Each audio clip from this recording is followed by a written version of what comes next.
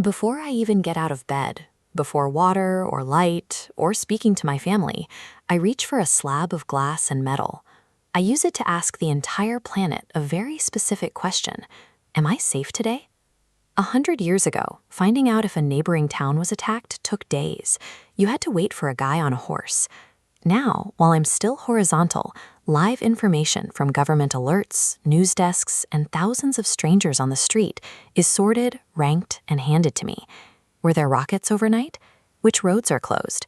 Is everyone still alive? Only when that machine gives me the all clear, when it tells me the sky is quiet, does my brain relax enough to move on to the next problem. I'm hungry, and I want a salad, specifically a tomato. There's a supermarket 8 minutes away, but they don't give away food for free.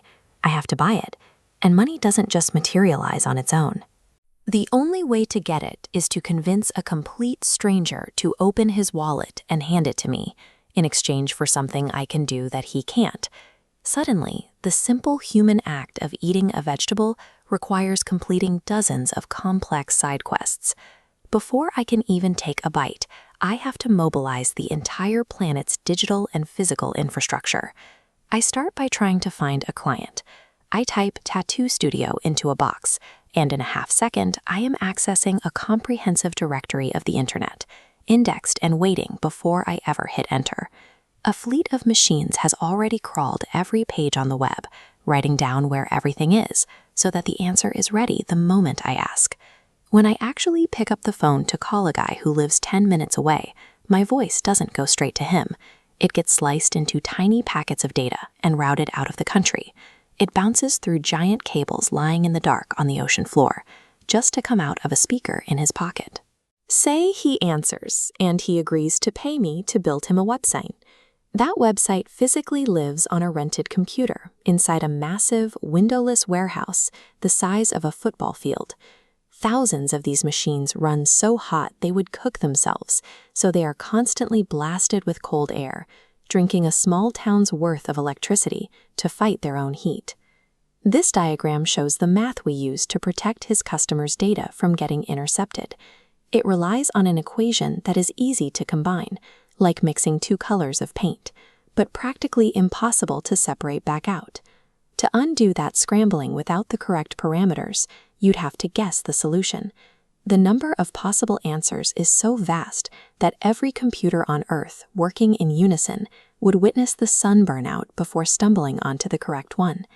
Mathematicians mapped out these abstract numbers for the sheer beauty of it. Today, that planet-scale engineering, power grid, and math all run quietly in the background for one specific reason, so a local barber can safely take haircut appointments online. Building that site means writing instructions in almost English, but computers can't read English. They translate down into stricter code, then into raw numbers, and finally into nothing but electricity. Pulses of current flicking on and off billions of times every single second. The physical objects actually doing that switching are carved into a sliver of glass made from purified beach sand. They are manufactured in rooms thousands of times cleaner than a hospital operating room, using lasers to draw microscopic lines that are closer in scale to molecules than to anything a human hand has ever made. While I'm building this invisible digital architecture, my tomato is traveling its own impossible road. Its journey starts with a seed that humans have spent thousands of years carefully crossbreeding and refining for strength and color. Because we live in a desert, growing that seed requires water we don't have. We pull water from the ocean and push it through massive industrial plants, forcefully stripping the salt out of the sea to create something a plant can actually drink. You have a hyper-advanced digital layer built from engineered silicon, running parallel to an ancient physical layer of dirt, salt, and water. Both of these massive global systems have to function perfectly at the exact same time for me to complete this transaction. Despite the speed of the silicon and the complexity of the math, the agricultural chain hits a physical bottleneck. We still haven't invented a single machine that can safely pick a soft tomato off the vine without completely crushing it. A human being, often far from home and working in the heat, has to bend down and pick each one by hand. The second it comes off the vine, it starts dying. The entire logistical network instantly becomes a race against the clock. The fruit is packed into refrigerated trucks and driven across the country, navigating the exact same closed roads and active war zones I checked on my phone this morning. To power my car to go pick it up, I have to use fuel. We haul up the crushed remains of an ancient ocean that died 100 million years ago. I literally burn primeval time inside my car's engine just so I can drive 8 minutes down the street. Meanwhile, my digital hunt finishes. The barber says yes. He taps a screen, and an invisible network of global banks wakes up. They check their ledgers, verify identities, and change a number in his account so a number in my account can go up. The two mountains finally collide. I walk into the supermarket, take the digital numbers I just earned from the silicon and the sea cables, and trade them for the physical fruit pulled from the dirt and the desalinated ocean.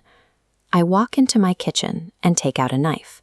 I cut the tomato into a bowl with some lettuce, cucumber, and olive oil. To put this specific bowl on this specific table, the planet had to wire itself together under the sea. A windowless bunker had to freeze itself. Mathematicians had to guard a stranger's door. We had to teach sand to think, force a seed to drink the ocean, and burn prehistoric life in an engine. This towering global infrastructure serves a basic, urgent purpose. It is a survival engine. Every single person operating a piece of this machine, the farmer in the field, the tech worker, and the soldier down the street, is climbing their own identical mountain. They're pouring their days into this system for the exact same reason I am.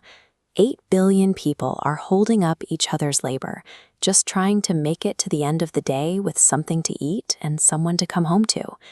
I finish the salad, I wash the bowl, and tomorrow morning I'll reach for the phone to see if it's safe to do it all again.